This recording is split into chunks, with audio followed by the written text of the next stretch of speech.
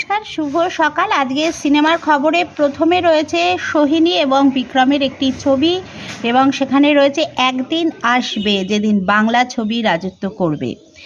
Horror comedy ছবির trend দেখে কি অমর সঙ্গী বেছে নিলেন? বিক্রম জবাব দিচ্ছেন, এই ছবিটা যখন করব বলে ঠিক করি তখন হরর কমেডি ট্রেন্ড এতটাও সফল হয়নি। সোহিনী বলছেন, ট্রেন্ড ধরে ঠিক নয়, আমি যখন চিত্রনাট্য বাছি তখন নিজের চরিত্রটা কেমন সেটাই দেখি, বরং যে ধরনের ছবি বেশি হয়ে গিয়েছে সেই ধরনের ছবি করি না। ছবির পরিচালক দিব্য চট্টোপাধ্যায়ের কাছ থেকে গল্পটা শুনে ভালো লেগেছিল। তো এরপর পরের খবর হচ্ছে চেনা মুখ।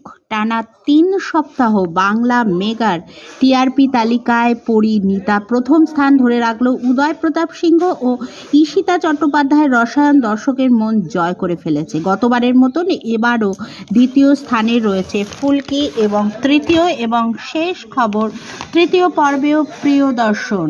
এবার অক্ষয় কুমারের হেরাফেরি 3-র পরিচালক এর দায়িত্বে থাকছেন প্রিয়দর্শন। তো আজকের মতন এখানেই সিনেমার খবর শেষ। নমস্কার, শুভ সকাল। আজকে সিনেমার খবরে প্রথমে রয়েছে সোহিনী এবং বিক্রমের একটি ছবি এবং সেখানে রয়েছে একদিন আসবে যেদিন বাংলা ছবি রাজত্ব করবে। হরর কমেডি ছবির ট্রেন্ড দেখে কি অমর সঙ্গী বেছে নিলেন? বিক্রম জবাব দিচ্ছেন, এই ছবিটা যখন করব বলে ঠিক করি তখন হরর কমেডি ট্রেন্ড এতটাও সফল হয়নি। সোহিনী বলছেন, ট্রেন্ড ধরে ঠিক নয়, আমি যখন চিত্রনাট্য বাছি তখন নিজের চরিত্রটা কেমন সেটাই দেখি, বরং যে ধরনের ছবি বেশি হয়ে গিয়েছে সেই ধরনের ছবি করি না। ছবির পরিচালক দিব্য চট্টোপাধ্যায়ের কাছ থেকে গল্পটা শুনে ভালো লেগেছিল।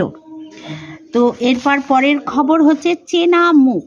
টানা 3 সপ্তাহ বাংলা মেগার টিআরপি তালিকায় পরিণীতা প্রথম স্থান ধরে রাখলো। উদয় প্রতাপ সিংহ ও ঈশিতা চট্টোপাধ্যায়ের রসায়ন দর্শকের মন জয় করে ফেলেছে। গতবারের মতন এবারও দ্বিতীয় স্থানে রয়েছে ফুলকি এবং তৃতীয় এবং শেষ খবর তৃতীয় পর্বেও প্রিয়দর্শন।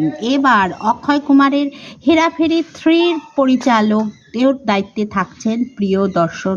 তো আজকের মতন এখানেই সিনেমার খবর শেষ। নমস্কার।